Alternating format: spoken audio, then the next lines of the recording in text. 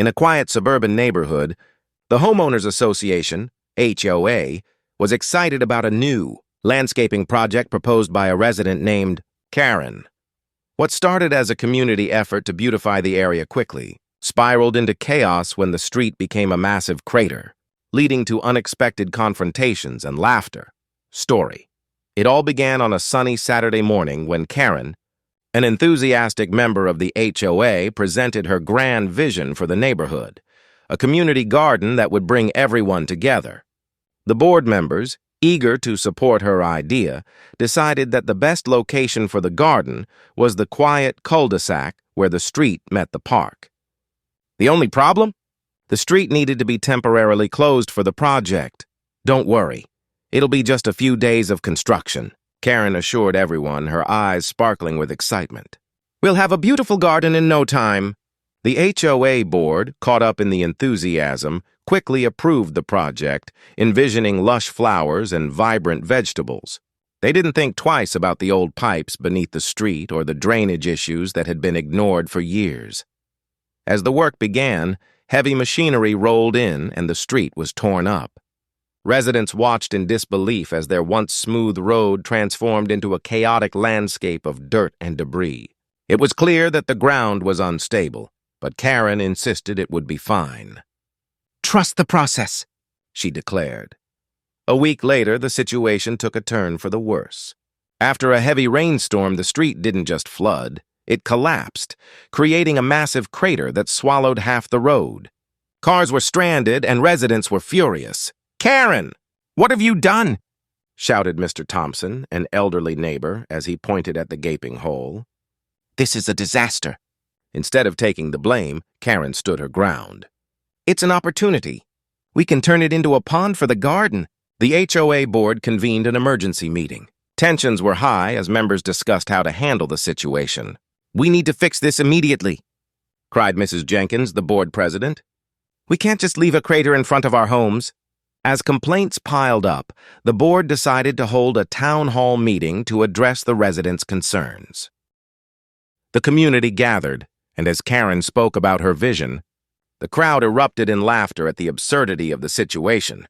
A resident named Mike stood up and joked, "So is this the new Karen's Crater attraction? Admission free with a repair ticket?" The laughter broke the tension, and soon the community was brainstorming ways to turn the disaster into a fun event. They decided to host a Crater Festival, where residents could bring food, games, and even a dunk tank. The proceeds would go toward repairing the street. As the festival approached, Karen's spirit lifted. She embraced the idea, suggesting they plant flowers around the crater to make it look intentional. On the day of the festival, families came together, turning the disaster into a celebration of community spirit. By the end of the day, the crater was not just a reminder of poor planning, but a symbol of resilience and unity. The HOA learned a valuable lesson about communication and the importance of considering practicalities before jumping into projects. As the sun set over the neighborhood, Karen stood by the crater, smiling as families laughed and enjoyed the festivities. Maybe this wasn't such a bad idea after all, she mused, realizing that sometimes even the biggest blunders can lead to unexpected joy. Conclusion. From a chaotic construction project to a beloved community event, the story of the crater reminded everyone that unity and humor can prevail even in the most trying situations. The HOA learned to think twice before approving projects, and Karen, though initially at the center of the chaos, became a beloved figure in the neighborhood for her creativity and determination. In the picturesque suburb of Maplewood, life was usually calm and orderly. The HOA ruled with an iron fist, ensuring that lawns were mowed, fences painted, and gardens tended. Among the board members was Karen, an ambitious resident with dreams of making the neighborhood a community haven. She envisioned a lush community garden that would not only beautify the area, but also foster camaraderie among the residents. The proposal, during a routine HOA meeting, Karen presented her grand idea. Imagine a garden filled with flowers, vegetables, and a space where families can gather. She exclaimed, her enthusiasm infectious. The board, caught up in her vision and the prospect of receiving accolades from the community, swiftly approved the project. "We can use the cul-de-sac for the garden," Karen suggested, pointing to the quiet street that had seen little action. "Just a little construction to prepare the ground and we'll have something amazing." Despite some concerns about the aging infrastructure beneath the street, the board dismissed them. What's the worst that could happen? They thought. The chaos.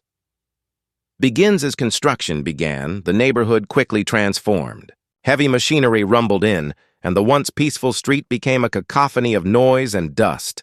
Residents watched with a mix of curiosity and concern as their street was torn apart. Over the next few days, the situation grew increasingly chaotic. Children were forbidden from playing outside, and residents were forced to navigate around the construction site, often taking longer routes to avoid the mess. Tensions simmered as neighbors expressed their frustration at the disruption. Finally, the day of reckoning arrived. A torrential downpour hit Maplewood, and the compromised ground could bear no more. With a deafening crack, the street collapsed, leaving a massive crater in its wake. Cars parked nearby teetered on the edge, and the sight was nothing short of disastrous. The aftermath, Karen. "This is unacceptable," shouted Mr. Thompson, his face flushed with anger as he gestured to the crater. "You've ruined our street." Instead of taking responsibility, Karen doubled down. "We can make this work. Let's turn it into a water feature." Think of the aesthetics. The HOA board, now panicked, convened an emergency meeting. The atmosphere was tense as members debated how to address the outcry from residents. "We can't leave a crater here. It's a hazard," insisted Mrs. Jenkins, the board president. As the meeting dragged on, a resident named Mike stood up. "Why not make it a community event? A crater festival. We can sell tickets and raise money for repairs." At first, there was hesitation, but Mike's idea sparked laughter. The more they discussed it, the more the idea gained traction. "We could have games, food stalls, and even a dunk tank," suggested another resident. "Let's turn this disaster into a celebration." The Crater Festival. With the festival date set, excitement grew. Karen embraced the idea, suggesting they decorate the area with flowers and banners. The community rallied together, planning booths, games, and activities. Residents who had been angry just days before now found themselves laughing and collaborating. On the day of the Crater Festival, the atmosphere was electric. Families filled the street, laughter echoing as kids played games and adults mingled. Karen donned a whimsical apron and served homemade lemonade. Her spirit transformed from one of stress to joy. The highlight of the festival was the dunk tank, where residents took turns trying to dunk the HOA board members into a pool of water. It brought everyone together, breaking down barriers and fostering camaraderie. Even Mr. Thompson, who had been furious just days ago, found himself laughing as his friends encouraged him to take a seat in the tank. A new beginning, as the sun began to set, the community gathered around the crater, now adorned with colorful flowers and string lights. The laughter and joy were palpable as Karen stood before her neighbors. "Thank you all for turning this into a beautiful day. We may have made a mess, but look at what we've created together." The festival was a resounding success, raising enough money to address the repairs and even fund the community garden. The HOA learned a valuable lesson about communication, planning, and the power of community spirit. From that day forward, the crater became a beloved landmark in Maplewood, a reminder of the chaos that turned into a celebration. Karen, once seen as the source of the problem, became the heart of the community, known for her resilience and ability to bring people together. Conclusion. In the end, what began as a chaotic project turned into a community bonding experience. The residents of Maplewood learned that even the biggest blunders could lead to unexpected joy and unity. With their new garden flourishing and their bonds stronger than ever, they looked forward to many more adventures together, knowing that laughter could always come from the most unexpected places. Our quiet suburban community was ruled by the HOA board, and at the top of that board was Mrs. Delgado. Everyone called her Karen, not because it was her name, but because she possessed an endless zeal for enforcing every minor rule in the world. Our block, Pine Grove Lane, was relatively new and boasted a freshly paved asphalt road, a source of pride for the residents. Mrs. Delgado, on the other hand, was dissatisfied with the old, cracked concrete on her own street one day. The board quietly passed a motion for a community beautification project. The real purpose was to build a grand, fountain-adorned welcome plaza in front of Mrs. Delgado's house. Lacking space for construction material storage, they designated our nice new street as a temporary materials and equipment staging area. We were woken up early by the noise. Huge, heavy trucks began unloading massive piles of cement bags and crates of paving stones directly onto our fresh asphalt. "What is going on?" I asked the foreman. "It's your business, sir. All this material is for the Delgado Fountain Project." We protested, sending emails to the board. But Karen dismissed every complaint, replying, "Community aesthetic improvement is paramount, and your lane has been chosen for temporary utility. It will be removed shortly. For 3 weeks, our street was a construction zone. Large dump trucks came and went constantly. Heavy machinery was parked everywhere, and rain mixed with the construction debris soaking our pavement. We knew the weight was too much, but Karen waved our concerns away. Then, the day arrived when everything was finally cleared. We sighed in relief. But as the last truck pulled out, we saw the damage to our new street. The asphalt was cracked in numerous spots from the constant heavy loads, and the worst spot was where a massive crate had rested for weeks. The pavement had completely collapsed, leaving a horrific deep crater right in the middle of our road. The next evening, the board meeting was held. We had our photos ready to demand compensation. Mrs. Delgado, beaming with pride, presented pictures of her new welcome plaza. Just as she was saying, it was a small price to pay for community beauty. Our neighbor, Mr. Sharma, projected a giant photo of the new hole in our street. Silence.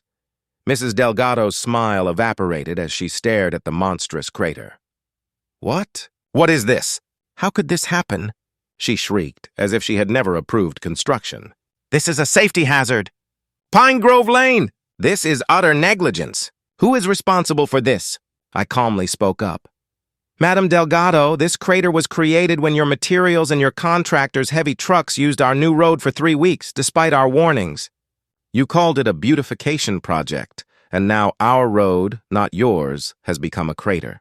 And you ask who did this? The board did. You did?" Karen's face flushed with fury and embarrassment. The destruction of the road she had commandeered was her breaking point, and she began shouting at everyone but herself. Her entire Karen composure had sunk into that hole. In the end, the board was forced to concede. Not only did our section, but all of Pine Grove Lane had to be entirely repaved, with a significant chunk of the Welcome Plaza budget diverted to fix the crater. And so, the residents of Pine Grove Lane received justice, delivered in the shape of a very large, very ugly hole. The board's reluctant approval to repave Pine Grove Lane didn't end the drama.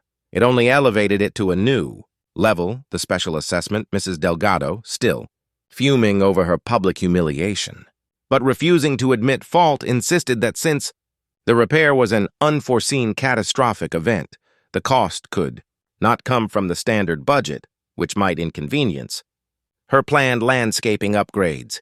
Instead, the board voted to levy a special hefty one-time fee on all homeowners to cover the $50,000 repaving bill. The residents of Pine Grove Lane were livid. "They destroyed our road and now we have to pay extra for the fix?" became the rallying cry. The revenge of the concrete. The true irony, however, was yet to arrive. The contractor hired to fix Pine Grove Lane was under strict orders to ensure the new road would never suffer a similar collapse. Their solution?